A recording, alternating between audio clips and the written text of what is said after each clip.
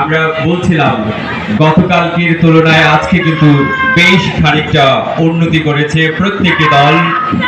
সেটি মহড়া বলে হয়তো চমৎকার ভাবে তারা অভিবাদন মঞ্চ অতিক্রম করছে এবং তারপরেই রয়েছে দলনেতা শহীদের নেতৃত্বে শেখ ফজিলুদ্দিনেসা মডার্ন হাই স্কুল।